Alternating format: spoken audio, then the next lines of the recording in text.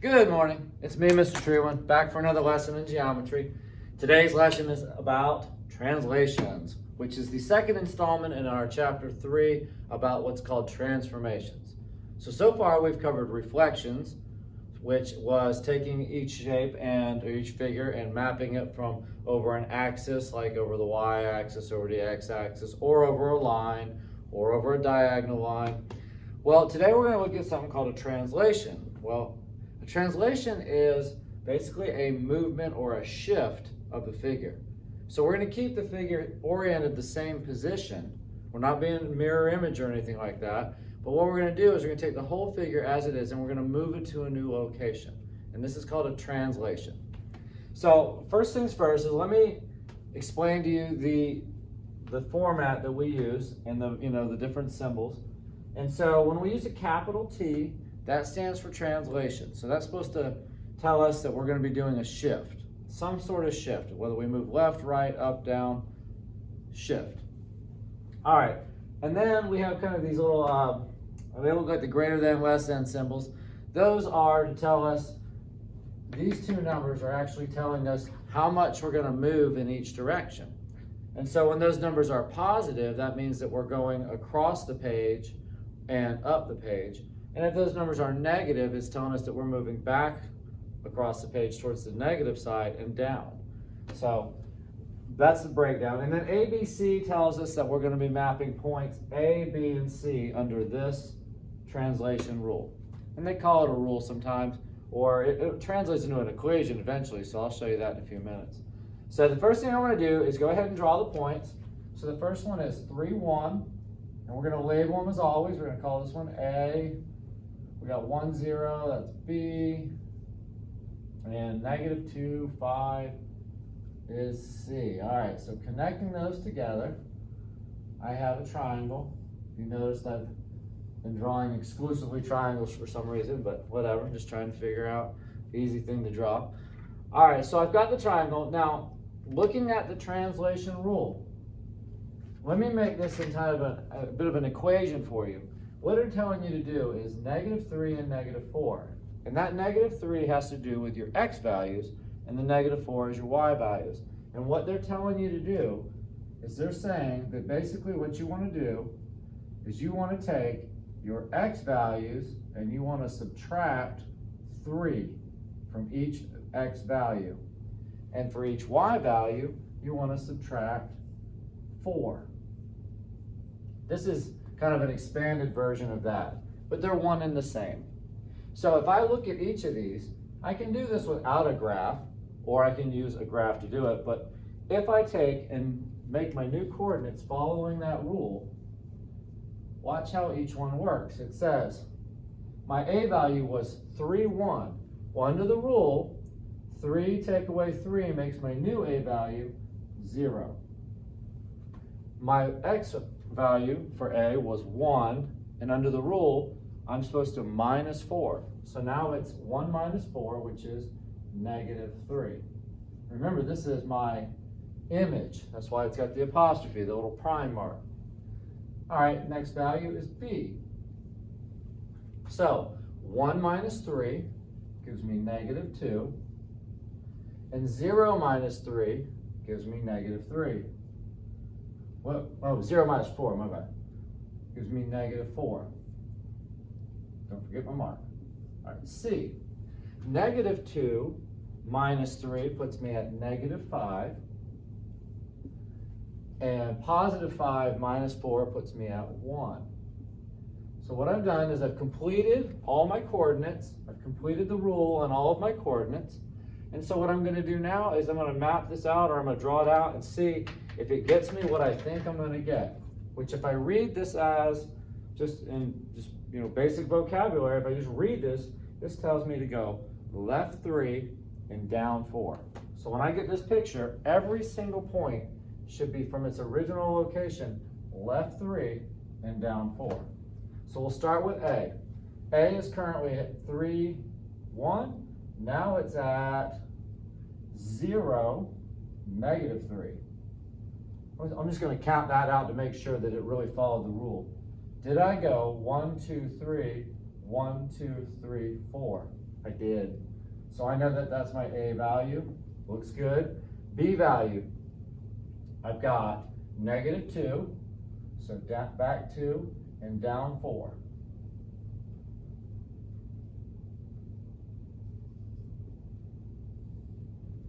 And then my C value is -2, or I'm sorry, -5, comma 1. So 1, 2, 3, 4, 5, and 1.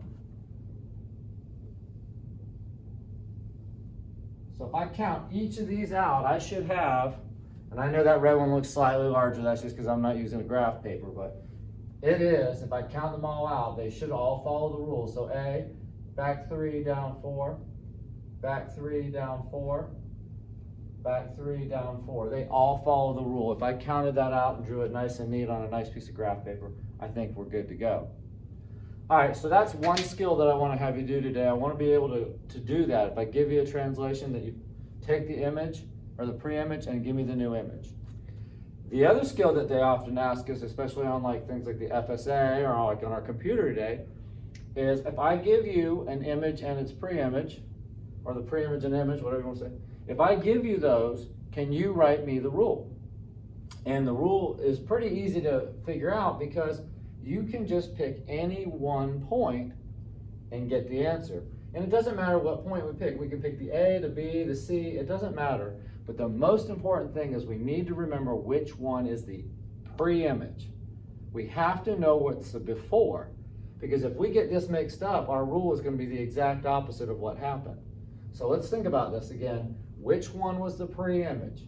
And that would be A, B, and C.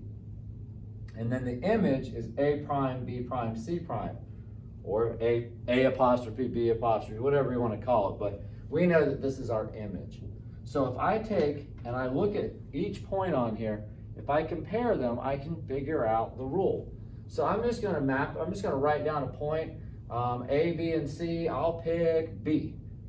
Let's take each B value. So let me write down the first one, the pre-image. And I say, all right, B is located at -1, 4. Well, where's the image at? Well, the image is at 3, 2. So how do I go, and let's figure this out, how do I go from -1 to +3? Well, I would have to add 4. So that means that so far the rule is 4. Because if I go from -1 to +3 on a number line, I have gone up 4 spaces. Now on this one, if I go from +4 to +2, I had to go down 2. So that means I had to take 2. And this would be my rule.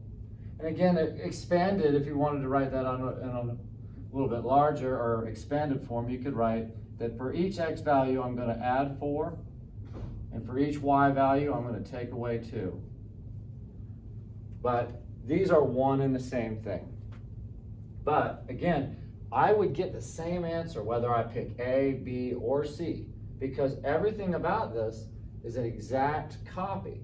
These are what you call an isometry, meaning the before and the after, the pre-image and the image, have the same shape and the same size. And that's because they keep the angles all the same and they keep the lengths all the same. So these are rigid motions, which means pick any point and you get the answer, because they all map evenly together. Everything stays the same. Nothing gets distorted. Not one doesn't get longer when it moves to its new shape. Nothing like that. Everything stays the same. All right, our last step is called a composition. Now I wanted to go over a composition with you because a composition is not something that we do a lot of, but it is something that we're going to cover a lot in Algebra 2. We do compositions of functions a lot in Algebra 2. So I wanted to make sure that in this section I could show you a composition of translations. And that just means that I'm going to make a couple moves. So if you think about that like as your day, I could map your day out as a series of translations. You go from one room to the next room to the next room to the next room. Well, in your school day, you would have 7 translations for the 7 classes you went to, and I could write them as a whole series. Now, the way we do this, though, is we have to remember there's one little trick to it. If I write 2 different ones, when it comes to drawing the picture, or start drawing my image, I actually start at the end. I make this one's my first move, and then this is my second move. So if I take this one right here and it says A, B, and C, I'm gonna start with this move. And I'm just gonna go ahead and count it because I think we have a nice clear picture, we have a graph, we can count it. So the rule is to start here at the end, and I wanna take each point and move them 1 unit to the right and 1 unit down. So for C, it goes over 1, down 1. For B, over 1, down 1. And for A, so we actually start with the second movement first. And now let's go back to the next one. So I start here, here's my first one. And now I do the next one, which tells me to go 3 units to the right and 2 units down. So now I go again, I'm on the move again. This time I'm gonna make this in green. All right, I'm gonna go on the move again, ready? 1, 2, 3, and down 2. So 1, 2, 3, down 1, 2. Put like 2 marks for that one, since I already used the 1 mark. All right, and then A, I'm gonna go over 3, so 1, 2, 3, down 2. And B, 1, 2, 3, down 2.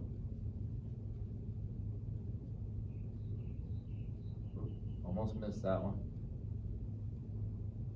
All right, so it's actually 2 movements. I made 2 moves. So if you thought about your school day, you make 7 moves. You start in one classroom, you go to the next, the next, the next, and so on. All right, well, I could write all of those, and if I drew out your whole day and I drew a big graph and I made a big picture or a big graph of Northeast High, then I could map all your movements out and it would just be a series of translations. All right, at the end of the day, I could total up your total movement just by simply adding the 2 together. So if I have to write this as a single translation, if you keep track of how much you moved all together, well, I moved 3 and 1, which means I moved a total of 4 units going to the right. And then -2 and -1 would give me -3. So again, if you think about that in reality, what happened? I started here, I went over 1, but then I went over 3 more, which is 4. There's the 4. So all you have to do is add them together. But I did want to show you how a composition is a series of steps, and those steps should always begin at the last actual one. So always start at the end. All right, that's it for translations. I hope I explained this well. I hope you have a great day. Bye.